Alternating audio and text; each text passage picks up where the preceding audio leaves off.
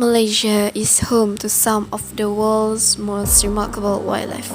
According to the National Biodiversity Index, Malaysia is ranked 12th among 70 megadiverse countries in the world, hosting over 15,000 species of vascular plant and 152,000 species of animal life. Sadly, many of our beloved animals are being threatened due to deforestation, poaching, and illegal trade.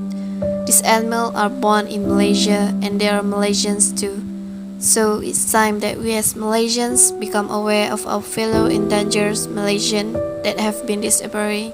Not many people know that Malaysia has one of the rarest subspecies of elephant in the world. Baby faced with oversized ears and long tail, these are the gentle giant of Borneo, the pygmy elephant. A rapid loss of habitat now makes them one of the most endangered animals in the world. With a population of less than 2,000, they are now endangered.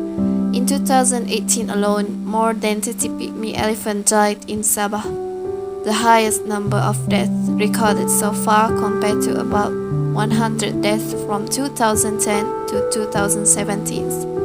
Now, let's delve deeper into our main focus, the pygmy elephants. The pygmy elephant, Elephas maximus bornensis, or also known as Borneo elephant, is found in the lower Kinabatangan floodplain in the state of Sabah. Generally, they are found in lowland forests.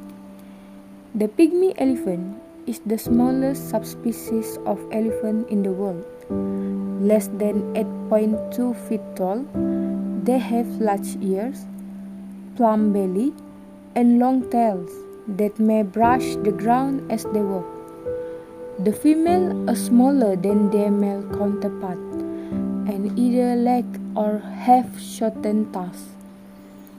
The tip of a pygmy elephant trunk has a single, prehensile finger which it uses to collect grasses, leaf, fruit, and other plants.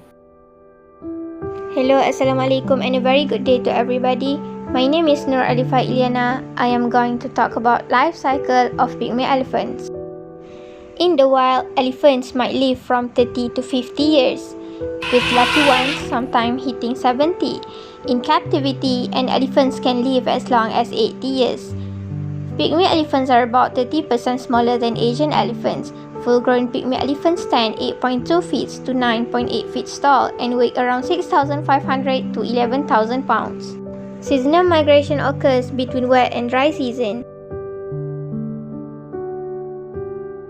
Now let us talk about their diet. They primarily consume grasses, fruits, sugarcanes, and banana plants. Eating 130 kilograms of food daily, these elephants require large feeding grounds.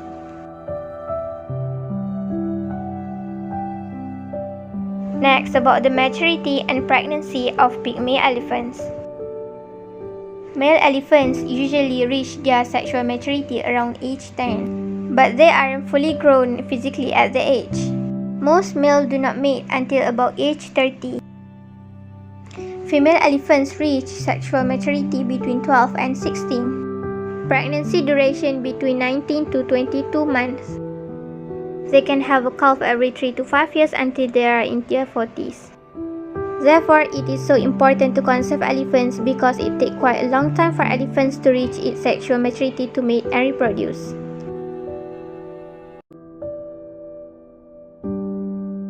The primary threat to these elephants is the loss of continuous forest. In the last 40 years, Sabah has lost 60% of its elephant habitat to cultivation. Mammals of their size require large areas to find sufficient food. The large blocks of forest they require are fragmented by encouragement and conversion of natural forests to commercial plantation, logging, expanding agriculture, and palm oil plantation are reducing contact between subpopulation as well as shrinking the forest area available for each subpopulation. Shrinking forests bring the elephants into more frequent contact with people, increasing the human-elephant conflict in the region. Due to extensive habitat loss, today many Bornean pygmy elephants spend much of their time in plantation or travel through them to reach fragmented forest patches. New oil palm plantation in the area mean more human settlements, with some people setting illegal snares to catch small game. In the lower Kinabatangan Wild Sanctuary, it is estimated that 20% of resident elephants have sustained injuries from these snares. Traditional natural habitat for the elephants are obviously the rainforest, but because of our activities, we did timber extraction, and then after that we convert this area into monoculture landscapes. Most of the time people claim the elephants comes and attack their crops, and because of that people would retaliate by either poisoning or shooting the elephant. So what can we do to protect this pygmy elephant? Some conservation efforts have been done by the government, such as satellite collaring. Satellite collaring is critical to conservation efforts as these collars are able to provide information to researchers on elephant movement and space requirements.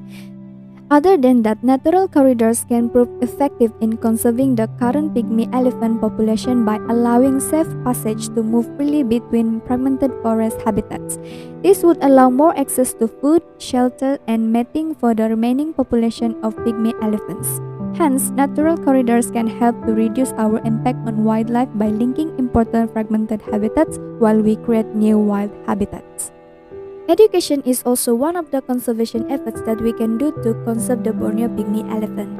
By far, education can play a huge role in changing perspective, building tolerance, and respect for the pygmy elephant.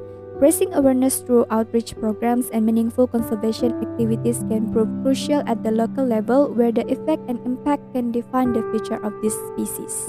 We hope that this video can give new information for people about this Borneo pygmy elephant, which now is considered as endangered animal.